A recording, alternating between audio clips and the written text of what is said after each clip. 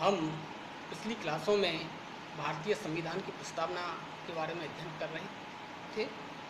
आज हम भारतीय संविधान की प्रस्तावना में जो आगे और शब्दों का उल्लेख किया गया है उनके बारे में अध्ययन करेंगे और कौन कौन सी बातें भारतीय संविधान की प्रस्तावना में हैं, उनके अर्थ, उनके तात्पर्य, उनके भाव के बारे में आज अध्ययन करेंगे। तो हम देखेंगे कि सामाजिक, आर्थिक और राजनीतिक न्याय का उल्लेख किया गया है कि संविधान की प्रस्तावना में स्पष्ट किया गया है कि भारतीय लोगों को सामाजिक, आर्थिक और राजनीतिक न्याय प्रदान किया जाएगा। सामाजिक न्याय का तो तात्पर्य है कि समाज के सभी व्यक्तियों को समान माना जाएगा, अर्थात समाज का कोई व्यक्ति छोटा बड़ा नहीं होगा, सभी समान होंगे और जाति, वर्ण, मूल वंश, लिंग, धर्म, नस्ल, संपत्ति, शिक्षा, जन्मस्थान या अन्य किसी भी आधार पर भेदभाव नहीं किया जाएगा। समाज में फैली जो कुरीतियां हैं, अस्पृश्यता या छुआछूत को समाप्त किया जाएगा और सामाजिक न्याय कल्याणकारी राज्य का मूल तत्व है तथा यह कृत्रिम आधार पर भेदभाव का निषेध करता है।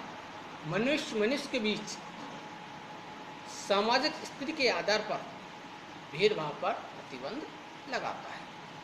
संविधान के भाग 3 जिसमें मौलिक अधिकारों का उल्लेख किया गया है तथा भाग 4 जिसमें राज्य के नीति निर्देशक तत्वों का उल्लेख किया गया है, इनमें सामाजिक न्याय की प्राप्ति के लिए विविध उपायों का उल्लेख किया गया है। अर्थात भारत के अंतर्गत सामाजिक न्याय की प्राप्ति के लिए संविधान में स्पष्ट रूप से उल्लेख किया गया है कि प्रत्येक नागरिक को, प्रत्येक व्यक्ति को सामाजिक न्याय मिलना चाहिए, ये उसका अधिकार है। आगे है आर्थिक न्याय। तो आर्थिक न्याय का तात्पर्य है कि ऐसी व्यवस्था को समाप्त कर देना चाहिए जिसमें कुछ साधन संपन्न व्यक्तियों द्वारा समाज के बहुसंख्यक साधनहीन गरीब व्यक्तियों का शोषण किया जाता हो। इसका सीधा अर्थ है कि समाज के अंतर्गत आर्थिक साधनों का विस्तार किया जाना चाहिए, उनका वितरण किया जाना चाहिए और हर व्यक्ति को आर्थिक उन्नति करने का अधिकार होना चाहिए।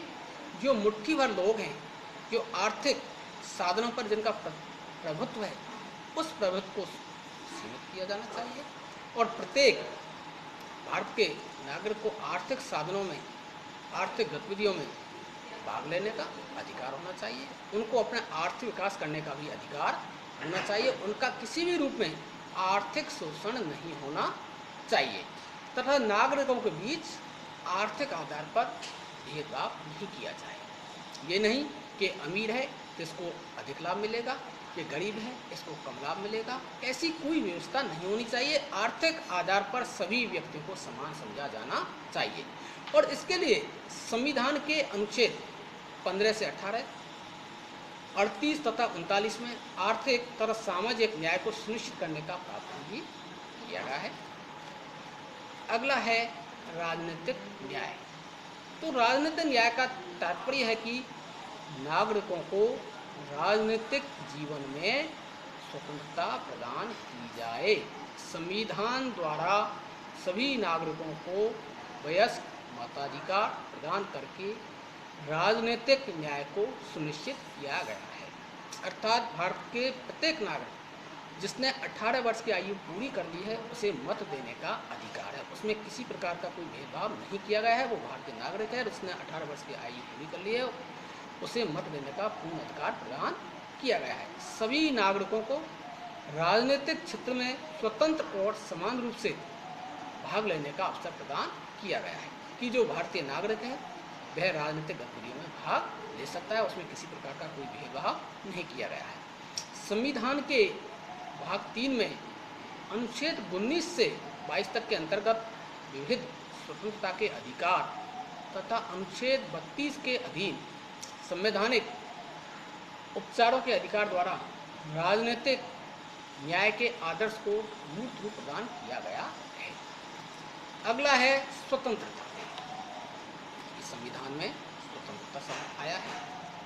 तो प्रस्तावना में स्पष्ट किया गया है कि भारत के सभी नागरिकों को विचार, अभिव्यक्ति, विश्वास, धर्म और उपासना की स्वतंत्रता प्रदान की जाएगी। हमारे संविधान निर्माता नकारात्मक स्वतंत्रता की धारणा से नहीं, वरन ऐसी सकारात्मक स्वतंत्रता से प्रेरित थे जिसके आधार पर व्यक्तियों के व्यक्तित्व का विकास हो सके। तो ये दो प्रकार की स्वतंत्रता होती है, एक तो नकारात्मक, एक सकारात्मक। तो लोकतांत्रिक शासन व्यवस्था में सकारात्मक स्वतंत्रता को दिया जाता है और सकारात्मक स्वतंत्रता होती है वो वास्तविक स्वतंत्रता होती है, क्योंकि इसके माध्यम से एक व्यक्ति की स्वतंत्रता में दूसरा व्यक्ति स्वतंत्रता में हस्तक्षेप नहीं कर सकता। अर्थात सभी व्यक्तियों को स्वतंत्रता प्रदान की जाती है और सभी की स्वतंत्रता का ध्यान रखा जाता है। और संविधान के भाग 3 में अनुच्छेद 1922 के तहत स्वतंत्रता के अधिकार का विस्तार से प्रतिपादन किया गया है तथा इन स्वतंत्रता के संरक्षण के लिए संविधान के अनुच्छेद 32 में अधिकार प्रदान किए गए हैं। अगला अपन देखेंगे समता। कि समता स्वतंत्रता का पूरक है। समता के बिना स्वतंत्रता का कोई हेतु नहीं है। इसलिए संविधान की प्रस्तावना में कहा गया है कि प्रतिष्ठा और अवसर की समता प्रदान की जाएगी। और इसके लिए संविधान के भाग 3 में मौलिक अधिकारों के अनुच्छेद 14 से 18 तक में समता के अधिकार प्रदान किए गए हैं।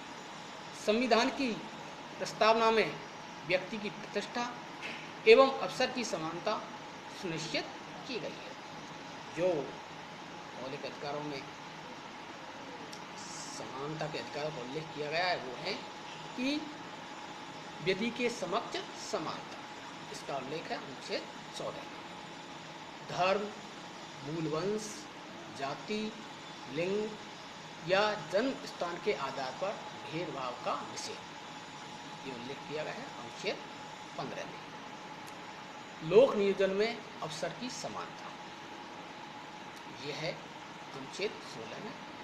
अस्पृश्यता का अंत, अनुच्छेद 17 में इसका उल्लेख किया गया है। और उपाधियों का अंत, इसका उल्लेख अनुच्छेद 18 में किया गया है। तो ये समानता के अधिकार भारतीय नागरिकों को प्रदान किए गए हैं। अगला है व्यक्ति की गरिमा तथा राष्ट्र की एकता और अखंडता। संविधान की प्रस्तावना में व्यक्ति की गरिमा की रक्षा की बात की गई है तथा राष्ट्र की एकता तथा अखंडता को सुनिश्चित करने के लिए दृढ़ संकल्प व्यक्त किया गया है। अपन देखें जो अखंडता शब्द को 42वें संविधान संशोधन अधिनियम 1976 के द्वारा प्रस्तावना में जोड़ा गया। तो ये थे उसके जो मुख्य बातें कि संविधान की प्रस्तावना में किन किन बातों का उल्लेख किया गया है। अपन अब देखें थोड़ा सा कि क्या संविधान की प्रस्तावना में संशोधन किया जा सकता है। तो केशवानंद भारती बनाम केरल राज्य 1973 के मामले में यह निर्णय दिया गया है कि संसद द्वारा संविधान के अनुच्छेद 368 के अंतर्गत प्रस्तावना में संशोधन किया जा सकता है, लेकिन प्रस्तावना का जो भाग संविधान के मूल ढांचे के अधीन आता है उसका संशोधन संसद द्वारा नहीं किया जा सकता। अब तक प्रस्तावना में केवल एक बार 42वें संविधान संशोधन अधिनियम 1976 के तहत संशोधन किया गया है और इस संशोधन के द्वारा प्रस्तावना में 3 शब्दों को जोड़ा गया: समाजवादी, पंथनिरपेक्ष तथा अखंडता। इस प्रकार हमने संविधान की जो प्रस्तावना है जो देश का है उसका अध्ययन किया, उसके विभिन्न शब्द से बारे में हमने अध्ययन किया। हम आगे क्लास में संविधान के बारे में